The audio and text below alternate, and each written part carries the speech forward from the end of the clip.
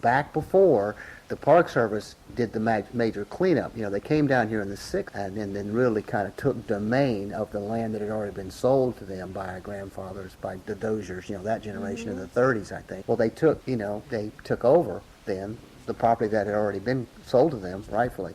Then they made them start cleaning up these net camps and doing it. Yeah. Well, the net camp, see, there's a commonality. I learned this word from a local author, C.T. Williams, who wrote the book The Kenneketer. But there was a commonality of a feeling of we all own the land here, which we got from our Indian ancestors, because as best I can tell, the Outer Banker is a Outer Banker, which means Irish, English, whatever, you know, came ashore here. Right. And local Indians, the Croatan and the Hatteras Indian, you know. Right. So we're kind of an amalgamation of of the two of those guys. We're mostly English, Irish, you know, Scottish, more than the French and the other crowd. So, but the Indians had a great feeling about nobody owned the land. See, right. See, it's kind of like the way it is now. But the Park Service, of course, feel that they have to police the land. Well, back in those days, every man's conscience policed the land. See, so it's been very hard for the Outer Banker for that reason. You see, to really come to grips with, you know, somebody else telling him, you know, where he can fish, where he can't fish, when he can go to the beach. You know what I'm saying? Right. I'm not talking about your average guy who wants to come down and take a vacation and thinks he has the right to be a jet skier. You know what I mean? Right. I bought a jet ski. I should be able to put that thing wherever I want. I think there is an issue there. Yeah. You know, I think there's, and I'm glad the Park Service do a lot of good work. You know, they have to police this stuff, no doubt. So yes, it's got to be. Remember when they came in period? Yeah, I remember when. What I'm saying is the net camps. This is the neat. I got off on a little sermon there. I got on a rabbit trail, but the local men, wherever they wanted to build a net camp, anywhere on the land, they would do so with very little thought of who owned the land. Right. See, and then when the owner might come along later and see it, you know, and they would meet one another, he'd go, "Oh, I see you build a net camp over there on my shore side." He'd say, "Oh, is that your property?" He'd say, "Yeah." He'd say, "How's it working out?" "Yeah, it's working out real good." Oh. See, your property, my net camp. Right. You want to hang some nets up in it too if you're a fisherman?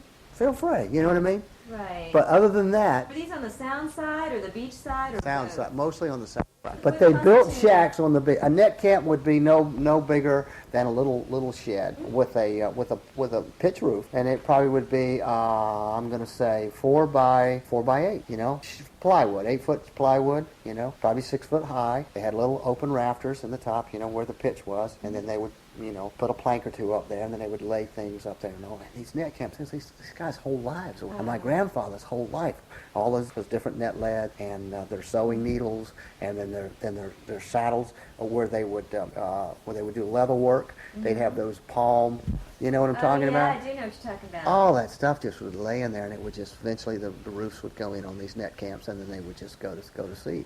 And build us They would just push them over. I mean, it wasn't until just recently that I could go show you the ruins of my grandfather's net camps. It just eventually just fell over. That was here in the village. That wasn't Park Service property. And they kept the nets in there too, of course, like piled. Yeah, they kept their cotton nets. I've had many naps on cotton nets. Some, you know, rainy afternoon, Saturday would be chilly. We get in there on those cotton nets and take naps. Learn how to smoke cigars or cigarettes or corncob pipes in there. Right. You know, we'd read their old magazines and things. I used to read science fiction. You know, some guys read the westerns, but I always liked the science fiction. We'd go in there and read science fiction. You know, space dive So science that was fiction. like the real male domain. Oh, it was.